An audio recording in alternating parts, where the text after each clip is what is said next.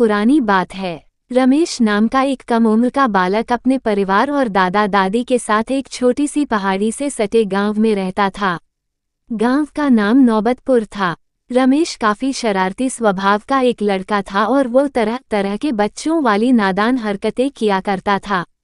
उसके हरकतों से हमेशा कोई न कोई छोटी बड़ी आफत आ जाती थी। इस गांव से कुछ दूरी पर एक जंगल था। एक दिन की बात है, रमेश उस जंगल में घूमने के लिए गया हुआ था। वो उस जंगल में इधर उधर बस यूं ही घूम रहा था, तभी एक जगह रास्ते में जमीन पर गिरा हुआ बांस की बनी हुई एक टोकरी को उसने देखा। वास्तव में बांस की वह टोकरी एक साधारण टोकरी न होकर एक जादुई टोकरी थी।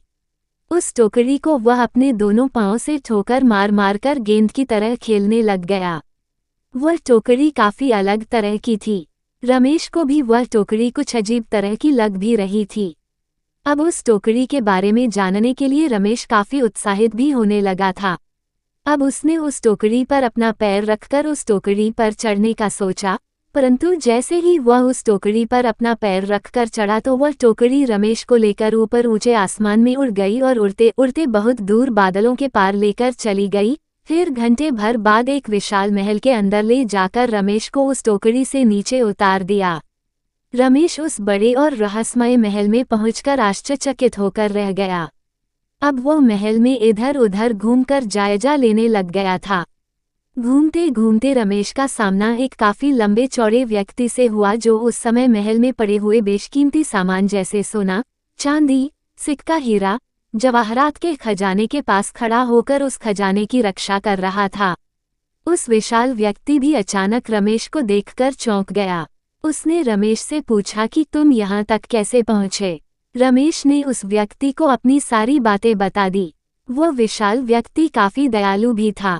उसने रमेश को कुछ खजाना देने की पेशकश भी की, परंतु एक शर्त ये भी रखा कि रमेश बिना पूछे कोई भी चीज इस खजाने में से हाथ नहीं लगाएगा।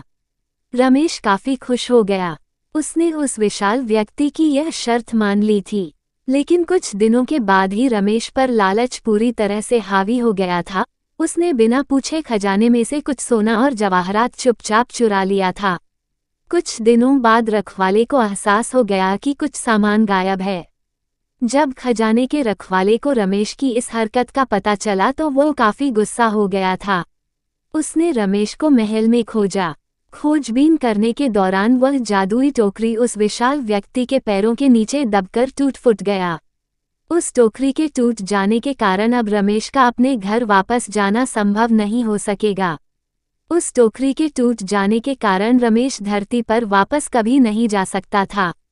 जब रमेश को यह एहसास हुआ कि उसने काफी बड़ी गलती कर दी है तो वह उस विशाल व्यक्ति के सामने अपने आप को दोषी ठहराते हुए उससे माफी मांगा और जो भी कीमती सामान उसने चोरी किए थे वह सभी सामान खजाने के रखवाले को वापस कर दिया था। उसने ये वादा भी किया कि अब वो कभी भी बिना पूछे कोई सामान नहीं उठाएगा और चोरी कभी नहीं करेगा। उस घटना के बाद रमेश अब एक बदला हुआ इंसान बन गया था। अब वो अपनी ईमानदारी और सत्यनिष्ठा के साथ उस महल में रह रहा था और खजाने की देखभाल भी कर रहा था। रमेश ने ये सीखा कि लालच कभी नहीं करना चाहिए। लालच इंसान को कहीं का नहीं छोड़ता है। रमेश के चाल चलन एवं बदले हुए स्वभाव को देखकर खजाने के रक्षक उस विशाल व्यक्ति को रमेश पर दया आ गई। उसने फिर से एक जादुई टोकरी बनाई जिस पर सवार होकर रमेश अब अपने गांव जा सकता था। एक दिन रमेश उस टोकरी पर सवार होकर फिर से अपने गांव की ओर उड़ गया। खजाने के रक्षक ने रमेश को कुछ खजाना भी दिया था।